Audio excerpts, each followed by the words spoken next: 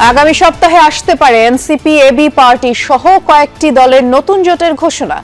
বড় দলের বিকল্প করতে চান নেতারা। একসাথে ইলেকশন করার একটা প্ল্যান আমাদের আছে, কিন্তু সেখানে সিট প্রাধান্য পাবে না, সেখানে পাবে অঙ্গীকারটা বাস্তবায়নের বিষয়টাকে আমরা প্রাধান্য দেব। জোট হলে এই জোট যা কিছু করবে একসাথেই মানে সামনের দিনগুলোতে একসাথেই মুভ করবে। মনোনয়ন ঘিরে বিএনপিতে প্রকাশ্য ক্ষোভ, অন্তত ৭ আসনে বদল চেয়ে কর্মসূচি, যোগ্যদের মূল্যায়নের আশ্বাস। আমাদের এখানে পুনর্বিবেচনার সুযোগ আছে দুই একটা ক্ষেত্রে, যদি দলের সিদ্ধান্ত সঠিক না হয় সেই ক্ষেত্রে এটা পুনর্বিবেচনার সম্ভাবনা আছে। নির্বাচনের প্রস্তুতি নিয়ে বিজিবির মহড়া, কারা ভোট ঠেকাতে চায় জানা আছে কমিশনের, মন্তব্য সিএসির। কিছু বের করতে পারি নাই, নিজের জীবনটা নিয়ে শুধু বের হইছে। আমার কিচ্ছু নাই, আমি একদম নিঃস্ব হয়ে গেছি। আমার ফ্যামিলি সহ বর্তমানে আমার 20 জন লোক, আমি প্যাকেট পাইছি। পুড়ে যাওয়া কড়াইল বস্তিতে দিশেহারা জীবন, ফায়ার সার্ভিসের তড়িৎ তৎপরতায় বড় দুর্ঘটনা থেকে বাঁচল পিজি হাসপাতাল।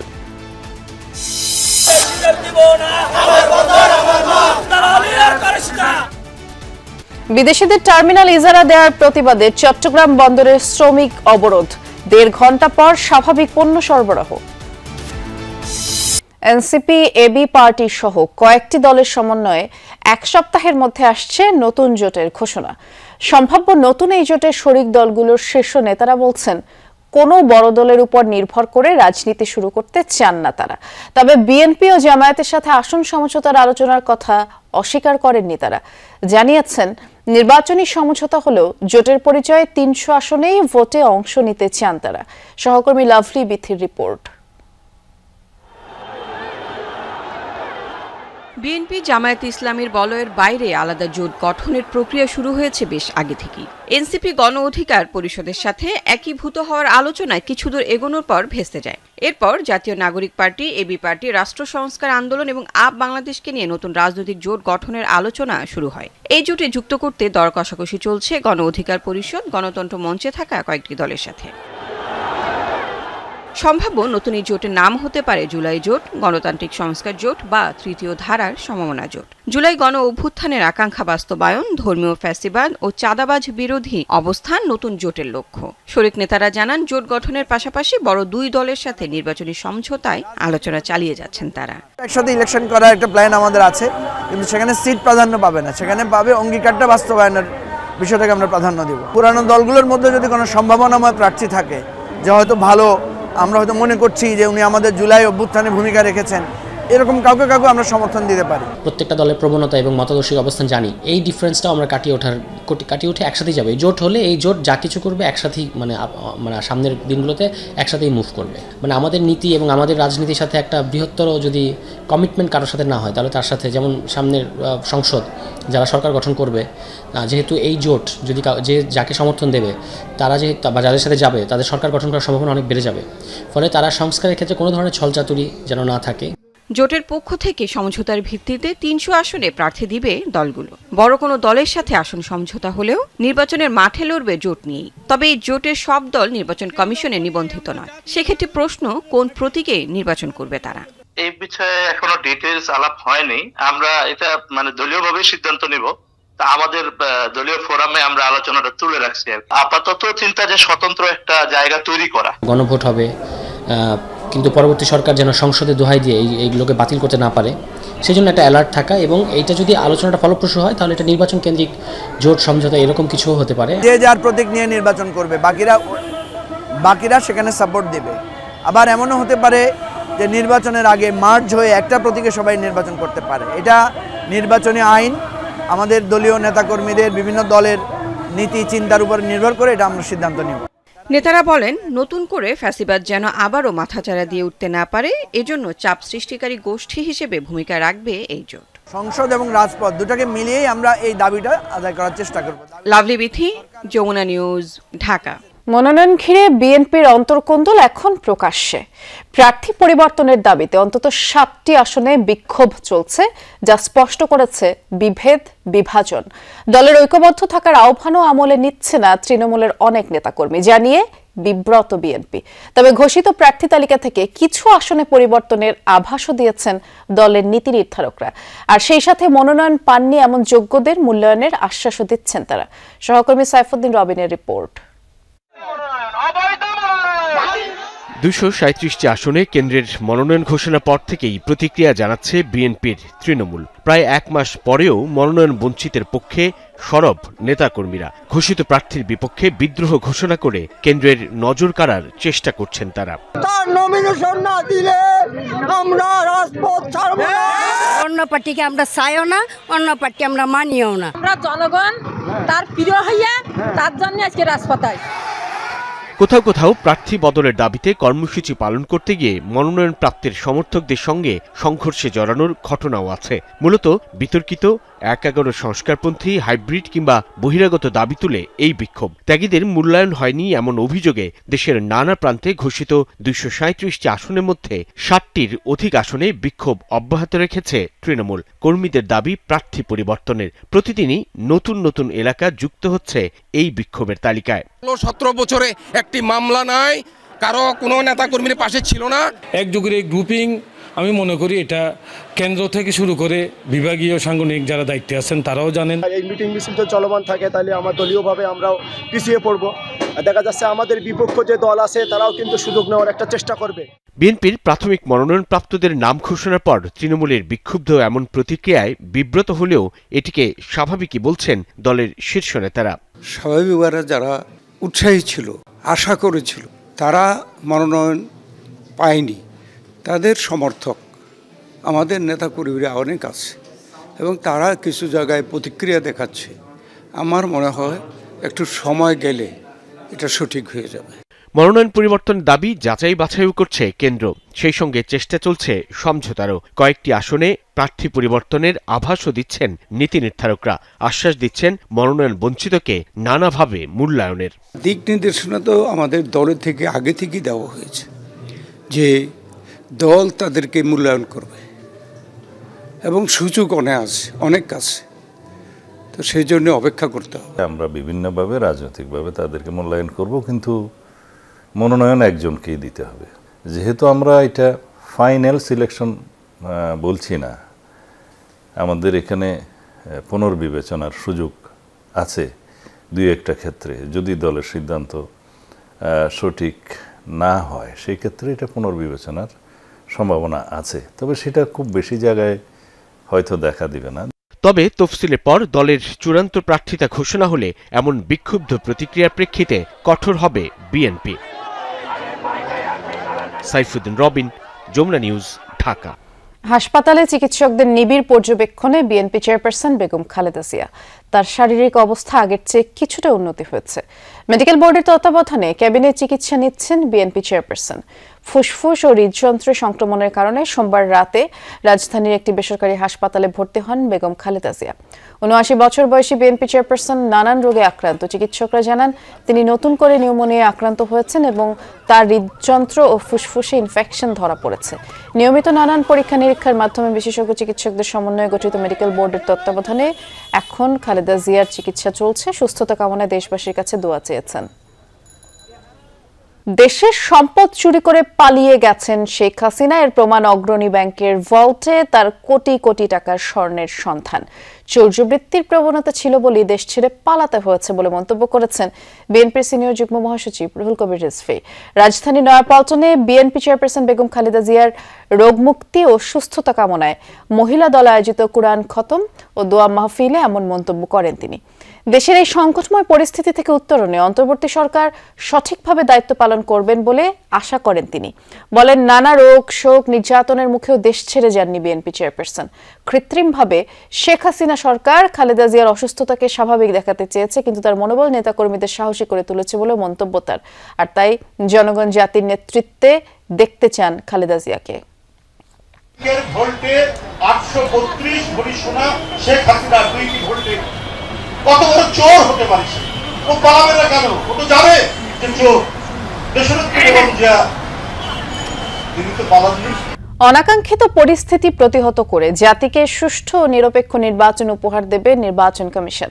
তফসিল ঘোষণার পর আইন শৃঙ্খলা পরিস্থিতি আরও ভালো হবে বলে জানান প্রধান নির্বাচন কমিশনার AMM নাসির উদ্দিন।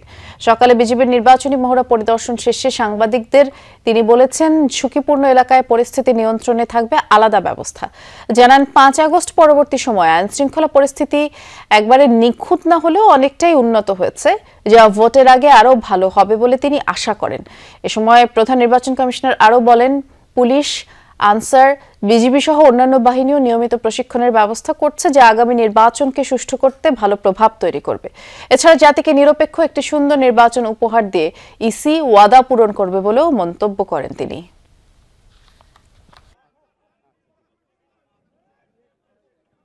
আমি বলবো না যে একটা পারফেক্ট লেভেলে চলে গেছে, এটা বলবো না, বাট আপনারা 5ই আগস্ট 24-এ দেখেছেন কি অবস্থা ছিল, আর এখনকার অবস্থা দেখেন তুলনা করে। আপনি তো সেফলি ঘুমাইতে পারছেন, সেফলি আসতে পারছেন তো, এখানে পথে তো কোনো অসুবিধা আপনার হয় নাই। তো সুতরাং যেন এটা তো আরো ইমপ্রুভ করবে গ্রাজুয়ালি, এবং ভোট আস্তে আস্তে, ভোটের তারিখ আস্তে আস্তে দেখবেন যে everything is falling in line এবং সবকিছু ঠিক হয়ে যাবে। 3 ক্যাটাগরিতে লটারির মাধ্যমে এসপি নিয়োগ করা হয়েছে বলে জানান স্বরাষ্ট্র উপদেষ্টা অবসরপ্রাপ্ত লেফটেন্যান্ট জেনারেল মোহাম্মদ জাহাঙ্গীর আলম চৌধুরী। বুধবার সংক্রান্ত প্রজ্ঞাপনও জারি করেছে স্বরাষ্ট্র মন্ত্রণালয়। সচিবালয়ে সাংবাদিকদের কথা বলেন তিনি, বলেন 64 জেলার মধ্যে 18 জন নতুন এসপি, বাকিরা বিভিন্ন জেলায় কর্মরত ছিলেন, তাদের শিগগিরই পদায়ন করা হবে। উপদেষ্টা জানান, পুলিশ সুপারদের মতো ওসিদেরও শিগগিরই বিভিন্ন জেলায় পদায়ন করা হবে। সার নিয়ে নীতিমালা হচ্ছে, আর সেখানে রাজনৈতিকভাবে ডিলার নিয়োগের কোনো সুযোগ থাকবে না। গ্যাসের দাম বাড়লেও সারের দাম আর বাড়বে না বলেও জানান উপদেষ্টা। পেঁয়াজের সংকট নিয়ে উপদেষ্টা বলেন, নতুন পেঁয়াজ আসছে, দাম বাড়ার আর সম্ভাবনা নেই, আর ব্যবসায়ীরা আমদানি করতে চাইলেও কৃষকের স্বার্থে আমদানির অনুমতি দেয়া হয়নি।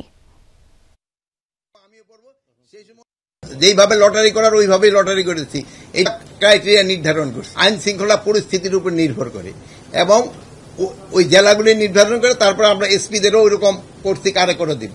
64 থেকে আমরা 15 আর 3 18 জন আমরা উঠে আনছি, 18 জনের জায়গায় আমরা নতুন জন দিছি, আর যারা পুরানো ছিল ওখানে তারপরে ওই লটারি করে যারটা যেই জেলায় যার কপাল আসছে ওই জেলা ছে পড়ছে।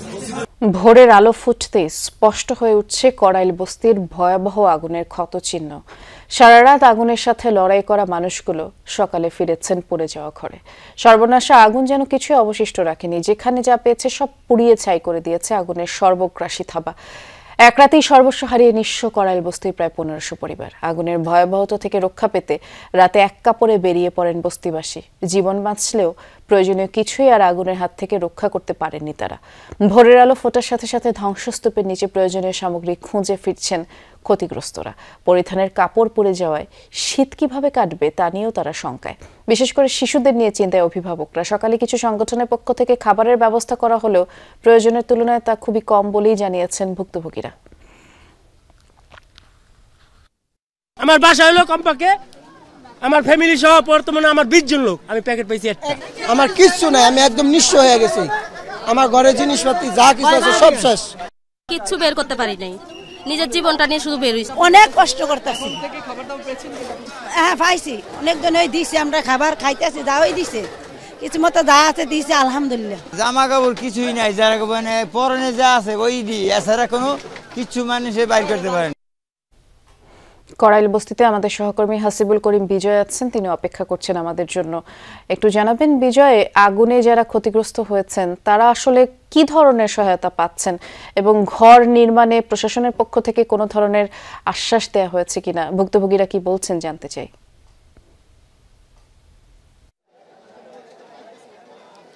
বৃষ্টি, এই মুহূর্তে আমি যেখানে দাঁড়িয়ে আছি একটি পোড়া বাড়ির উপরে। আমি আপনাকে শুরুতে একটু দেখাতে চাই যে পুরো বস্তির প্রায় 1500 বাড়িঘর আসলে পুড়ে গিয়েছে। এই 1500 প্রায় বাড়িঘর আসলে পুরো ধ্বংসস্তূপে পরিণত হয়েছে। শুধু পোড়া টিন, লোহালক্কর ছাড়া আসলে এদিকে কিছুই চোখে পড়ছে না। আপনি হয়তো দেখতে পাচ্ছেন যে যত দূর আসলে চোখ যাচ্ছে শুধু পোড়া বাড়ি আমরা দেখতে পাচ্ছি। আপনি জানেন যে গতকাল বিকেলে কিন্তু আসলে এই অগ্নিকাণ্ডের ঘটনাটি ঘটে। প্রায় 20টি ইউনিট কিন্তু এই অগ্নিকাণ্ড নিয়ন্ত্রণে আনে এবং আসলে যারা ক্ষতিগ্রস্ত হয়েছে প্রায় 1500 বাড়ির লোক বা যারা বসবাস করতেন তারা প্রায় কয়েক হাজার মানুষ, তারা কিন্তু একদম সর্বোচ্চ হারিয়ে ফেলেছেন বলাই চলে।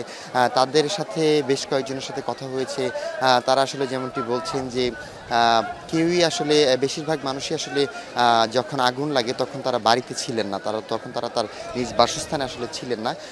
তাদের জীবনটা হয়তো বেঁচেছে, কিন্তু তাদের যে সারা জীবনের যে পুঁজি ছিল বা যে সংসার তারা সাজিয়েছিল সেটি কিন্তু আসলে এক নিমিষে ধুলোয় মিশে যায়। এবং প্রত্যেকটি মানুষের, ক্ষতিগ্রস্ত যারা মানুষ আছেন তাদের যে অবস্থা আমি দেখতে পাচ্ছি, তাদের আসলে খোলা ছাদের নিচে এখন আশ্রয় নেওয়া ছাড়া আসলে কোনো উপায় নেই বলা চলে। এছাড়াও যদি বলি যে প্রশাসনের পক্ষ থেকে হয়তো কোনো আশ্বাস দেওয়া হয়েছে, তাদের কিছু ক্ষতিপূরণ দেওয়া হবে, বাট কিন্তু সেই ক্ষতিপূরণে আসলে তাদের কতটা ক্ষতি আসলে পূরণ হবে সেটা আসলে প্রশ্নই থেকে যাচ্ছে। তবে সব কিছু মিলিয়ে যদি বলতে চাই বৃষ্টি, আমি এখানে যারা আসলে ক্ষতিগ্রস্ত হয়েছেন তাদের যে আহাজারি দেখতে পাচ্ছি, সে আহাজারি আসলে বলে ভাষায় প্রকাশ করার মতো না। তো আমি যদি বলি এই যে পোড়া বস্তি, এর আগেও কিন্তু বেশ কয়েকবার এই করাইল বস্তিতে অগ্নিকাণ্ডের ঘটনা ঘটেছে, এরপরেও সরকারের পক্ষ থেকে বা প্রশাসনের পক্ষ থেকে আসলে কোনো সতর্কতা আসলে এই বস্তিকে ঘিরে নেওয়া হয়েছে কিনা, বা আর কতবার এই ধরনের অগ্নিকাণ্ডের ঘটনা আমরা দেখতে পাবো, সেটি আসলে একটি প্রশ্নই থেকে যায়। বৃষ্টি শুনছিলাম আমরা, ধন্যবাদ বিজয়। লালদিয়া ও পানগাঁও টার্মিনালের ইজারা চুক্তি বাতিল এবং এনসিটি সহ চট্টগ্রাম বন্দরের টার্মিনাল পরিচালনায় বিদেশি অপারেটর নিয়োগ বন্ধের দাবিতে অবরোধ কর্মসূচি পালন করেছে শ্রমিক কর্মচারী ঐক্য পরিষদ। সকাল 10টা থেকে বন্দরনগরীর ইসহাক ডিপো সংলগ্ন টোল প্লাজা, হালিশহর বড়পোল ও সল্ট ঘোলা ক্রসিং এর সিমেন্স হোস্টেলের সামনে সড়ক অবরোধ করা হয়। এ সময় চট্টগ্রাম শ্রমিক কর্মচারী ঐক্য পরিষদের নেতারা অভিযোগ করেন, বিদেশিদের কাছে বন্দর তুলে দেওয়ার পায়তারা চলছে। বন্দর পরিচালনায় দেশীয় প্রতিষ্ঠানের সক্ষমতা থাকলেও আন্তর্জাতিক টেন্ডার ছাড়াই পছন্দের প্রতিষ্ঠানের হাতে তুলে দেওয়া হচ্ছে। দেশের সার্বভৌমত্বকেও বিদেশের হাতে তুলে দিয়েছে বলে মন্তব্য করেন আন্দোলনকারীরা। বলেন, অন্তর্বর্তী সরকার এসব সিদ্ধান্ত নেওয়ার এখতিয়ার নেই। পরে প্রায় 1.5 ঘন্টা পর পুলিশের আশ্বাসে অবরোধ তুলে নেয় তারা। প্রতি বছর যেখানে আমরা দক্ষ হয়ে কাজ করে বন্দরের উন্নতি করছি, সেই ক্ষেত্রে এখন আমার আধুনিক বন্দর, যেখানে আমার আধুনিক যন্ত্রপাতি থেকে শুরু করে সবকিছু আছে, যে যন্ত্রের লাইফলাইন এখন 15 থেকে 18 বছর আছে, সেটাকে কেন আপনি ইনভেস্টের নামে বিদেশির হাতে তুলে দিয়ে আমার দেশের সম্পদ অন্যদেরকে দিয়ে দিবেন? বিগত আওয়ামী লীগ সরকার অনেক চেষ্টা করেছিল, কিন্তু শ্রমিক কর্মচারীদের আন্দোলনের মুখে এসএসকে তারা দিতে পারে নাই, এবারও তারা দিতে পারবে না। রাজধানীতে মানববন্ধন ও অবস্থান কর্মসূচি পালন করছেন বিসিএস শিক্ষা ক্যাডারের পদোন্নতি বঞ্চিত সহকারী অধ্যাপকরা। সকালে মাধ্যমিক ও উচ্চশিক্ষা অধিদপ্তর মাউসির সামনে পদোন্নতি বঞ্চিত 26 থেকে 31 বিসিএস ক্যাডারের এসব শিক্ষকরা মানববন্ধন করেন এবং অভিযোগ করেন যে ক্যাডার সার্ভিস রুলে 5 বছর পর পদোন্নতির বিধান থাকলেও শিক্ষা ক্যাডারের ক্ষেত্রে তা মানা হচ্ছে না। এ কারণেই অনেকে সহকারী অধ্যাপক দীর্ঘ 13 বছর একই পদে কাজ করে যাচ্ছেন। এই বৈষম্য নিরসন করে অবিলম্বে 26 থেকে 31 বিসিএস এর যোগ্য শিক্ষকদের পদোন্নতি দেবার জোর দাবি তারা জানান। একই সাথে আগামী রোববার মাউসির সামনে মহাসমাবেশের ঘোষণা দিয়েছেন আন্দোলনরত শিক্ষকরা। 8 থেকে 10 বছর 12 বছর ধরে পদোন্নতি বঞ্চিত, মানে আমরা একই পদে আছি, যেটা ঠিক ক্যাডার সার্ভিস রুলের সাথে যায় না। এবং আমরা এটা বলতে গেলে একটা চরমভাবে আমরা বৈষম্যের শিকার। 26 থেকে 31 বিসিএস যেসব কর্মকর্তা পদোন্নতির জন্য আজকে এখানে দাঁড়িয়েছি, তাদেরকে পদোন্নতি দিলে সরকারের কোনো আর্থিক সংশ্লেষ হয় না, অতিরিক্ত টাকা খরচ করতে হয় না, শুধু পদবিটা চেঞ্জ হয়। মাননীয় সচিব মহোদয় এবং অন্তর্বর্তীকালীন সরকার যারা দায়িত্বে আছেন এবং এই সংশ্লিষ্ট যারা আছেন সবাইকে আমরা আহ্বান করছি। কর হার না বাড়িয়ে বরং কর জাল বিস্তৃত করার পক্ষে ব্যবসায়ী উদ্যোক্তারা। এনবিআর চেয়ারম্যানের মতে কর আদায়ের পুরো পদ্ধতি ডিজিটালাইজড হলে জটিলতা অনেকটাই কমে আসবে। প্রয়োজনীয় তথ্য নথিবদ্ধ হলে কর ফাঁকিও থামানো যাবে। ডিসেম্বর থেকেই বন্ড ব্যবস্থা পুরো অটোমেশনের আওতায় আসবে। এনবিআরের আদায়কৃত প্রত্যক্ষ করের বড় অংশ আসে কর্পোরেট ট্যাক্স বা কোম্পানি কর থেকে। কোম্পানির আয়ের উপর কর আরোপ করে সরকার। বাস্তবতা হচ্ছে প্রতি বছরই এ খাতে লক্ষ্যমাত্রা অর্জনে পিছিয়ে পড়ে এনবিআর। কর্পোরেট হাউস ও রাজস্ব কর্মকর্তাদের বোঝাপড়া নিয়ে অভিযোগ কম নয়। ব্যবসায়ীরা বলছেন প্রতিযোগী দেশের তুলনায় করের হার কিছুটা বেশি। বৈষম্য আছে খাতভিত্তিক কর হারেও। আমদানি রপ্তানির ক্ষেত্রে শুল্ক নিয়ে বিভক্তি ও উৎসে কর, দ্বৈত করের বোঝা নিয়েও আছে ব্যবসায়ীদের ক্ষোভ। হার কমিয়ে কর জাল বিস্তৃতের প্রস্তাব তাদের। ট্যাক্সের সিস্টেমটা অ্যাকচুয়ালি আপনার ঢেলে সাজানো উচিত। হঠাৎ করে একটা ট্যাক্স বাড়িয়ে দিল এবং কর্পোরেট ট্যাক্স যে জিনিসটা অনেক সময় দেখা যায় যারা বড় বড় প্রতিষ্ঠান তারা সুযোগ সুবিধা পাচ্ছে, কিন্তু ক্ষুদ্র এবং মাঝারি উদ্যোক্তা যারা আছে তারা সেরকম সুযোগ পাচ্ছে না। অ্যাডজাস্টমেন্টগুলো যেন টাইমলি প্রপারলি করা হয় এবং এটার সাথে সাথে অন্য যে লাইক আমাদের ব্যাকওয়ার্ড লিঙ্কেজের টেক্সটাইল আছে, তো তাদেরও কর্পোরেট ট্যাক্সটা যেন একটা মিনিমাম লেভেলে নিয়ে আসা হয়। আয়কর আইনজীবীরা বলছেন নথি ও তথ্য যাচাইয়ের ভোগান্তিও দূর করা প্রয়োজন। ক্ষুদ্র ও মাঝারি কোম্পানি ছোট ছোট আর্থিক লেনদেন ব্যাংকের মাধ্যমে না করলেই অডিট সংক্রান্ত জটিলতায় পড়তে হয়। আইনজীবীর মতে কর প্রদানের পদ্ধতি সহজ হলে বাড়বে কর্পোরেট ট্যাক্স আদায়। টোটালি আমি ব্যাংকে যাইতে পারতেছি না, অথবা আমি আসলে ব্যাংকটা ওইভাবে আমি আমলে নিতে পারি না বা আমি বুঝতে পারি না। এই কারণে আমার সামান্য ভুলের কারণে আমার ট্যাক্স যেখানে 20 থেকে 22.5%-এর ভিতরে থাকার কথা, এটা 27.5%-এ যায়। এতে করে একটা কোম্পানি ক্ষতিগ্রস্ত হয়, এসএমই কোম্পানিগুলো তারা উঠতে পারে না। ট্যাক্স দাখিলের গোটা প্রক্রিয়া ডিজিটালাইজড হলে হয়রানি অনেকটা কমে আসবে বলে মনে করেন এনবিআর চেয়ারম্যান। এরই অংশ হিসেবে আগামী মাসে রপ্তানিমূলক শিল্পে বন্ড ব্যবস্থা স্বয়ংক্রিয় করতে চায় এনবিআর। আমাদের বন্ড অটোমেশনের একটা কম্পালশন আমরা তৈরি করব, যেই মডেলগুলো রেডি আছে বিশেষ করে ইউডি এবং ইউপির, সেগুলো আমরা আগামী 1 ডিসেম্বর থেকে কম্পালসারি করতে চাই। আমরা আগামী বছর থেকে কর্পোরেট ট্যাক্স রিটার্ন সেটাকেও ডিজিটালাইজ করব, আমাদের রিটার্ন সাবমিশনের জন্য অ্যাপ তৈরি করব। এগুলো হচ্ছে আমাদের মোটামুটি প্ল্যান। আমরা অডিট সিলেকশনটাকে ট্রান্সপারেন্ট করেছি। জরিমানা ছাড়া কর্পোরেট হাউসগুলো আগামী বছরের 15 জানুয়ারির মধ্যে রিটার্ন দাখিল করতে পারবে। হুমায়ুন রশিদ, যমুনা নিউজ, ঢাকা। শীত অনুভূত হওয়ার সাথে সাথে চট্টগ্রামে বাড়ছে ঠান্ডাজনিত রোগের প্রকোপ। আক্রান্তদের বেশিরভাগই শিশু। জ্বর, শ্বাসকষ্ট, নিউমোনিয়া, ডায়রিয়া নিয়ে প্রতিদিন সরকারি বেসরকারি হাসপাতালে অনেকেই ভর্তি হচ্ছেন। ঋতু পরিবর্তনের এই সময়টায় সাধারণ ফ্লু ভাইরাসের সংক্রমণ বৃদ্ধি পায়, এমনটি বলছেন চিকিৎসকরা। 7 মাস বয়সী এই শিশু নিউমোনিয়ায় আক্রান্ত হয়ে চট্টগ্রাম মেডিকেল কলেজ হাসপাতালের শিশু স্বাস্থ্য বিভাগে ভর্তি। এখানে চিকিৎসাধীন আছে আরও শতাধিক শিশু। সবারই ঠান্ডাজনিত সমস্যা। ঠান্ডা জ্বর এগুলো হচ্ছে, আমরা তো অনেক টেনশন আছে এগুলো নিয়ে। নিউমোনিয়া হয়েছিল, একদম কাশিটা বেশি, ঠান্ডাতে বমি হয়েছিল এর মধ্যে। পরপর আমরা রাত 2টার দিকে এখানে ভর্তি দিয়েছিলাম। শুধু চট্টগ্রাম মেডিকেল নয়, মা ও শিশু হাসপাতাল, জেনারেল হাসপাতাল সহ সরকারি বেসরকারি সব হাসপাতালের চিত্র একই। শিশু ওয়ার্ডে শয্যার চেয়ে রোগী বেশি। চিকিৎসকদের মতে এই মৌসুমে ঠান্ডাজনিত রোগের প্রকোপ, বিশেষ করে সর্দি, কাশি, ডায়রিয়া, নিউমোনিয়া, এমনকি অনেকের শ্বাসকষ্টও বাড়ে। শীতের শুরুর অংশটা একটু নিউমোনিয়াটা বেশি হয়। এই সময় আবহাওয়াটা আসলে দিনের বেলা গরম থাকে, ঘাম হয়, পরিবেশ দূষণ আছে, আর রাতের বেলা দেখা যায় শেষ সাথে ঠান্ডা পড়ে। এই আবহাওয়ার যে উঠানামা, এই উঠানামাটাই আসলে এই ধরনের জীবাণু বৃদ্ধির একটা মূল কারণ। গত কয়েকদিন ধরে চট্টগ্রাম অঞ্চলে শীত অনুভূত হচ্ছে। এরপর থেকে শহরের পাশাপাশি বিভিন্ন উপজেলা, এমনকি আশেপাশের জেলা থেকেও অনেক শিশু ভর্তি হচ্ছে চট্টগ্রামের বিভিন্ন হাসপাতালে। বাচ্চাদের ঠান্ডা বা জ্বর, সর্দি কাশি হচ্ছে, এভাবে বাচ্চাদের অনেক ক্ষতি হচ্ছে। কারণ ডেলি মনে করেন এখানে 2-3 বাচ্চা মারা যাইতেছে ঠান্ডা থেকে, নিউমোনিয়া থেকে। আমাদের বাচ্চার হয়েছে খিচুনি, ঠান্ডা থেকে খিচুনি হয়েছে। মোটামুটি এখন মোটামুটি সুস্থ আছে। রানীর হাট থেকে আসি সাতকানিয়া, ওখানে 2 দিন আসছিলাম ভর্তি। ওখান থেকে সকাল 6টায় এখানে ট্রান্সফার দিছি। আমরা আজকে 3 দিন ধরে এখানে আছি। মামুন নুরশিদ অভি, যমুনা নিউজ, চট্টগ্রাম। গভীর সাগরে মাছ আহরণে গিয়ে 2 সপ্তাহেরও বেশি সময় ধরে নিখোঁজ ভোলার 13 জেলে। উদ্বেগ, উৎকণ্ঠা সহ নানা শঙ্কায় দিন কাটছে পরিবারগুলোর। 5 দিনের মধ্যে ফেরার কথা থাকলেও এখনো কোনো ধরনের সংবাদ বা সন্ধান পাওয়া যায়নি।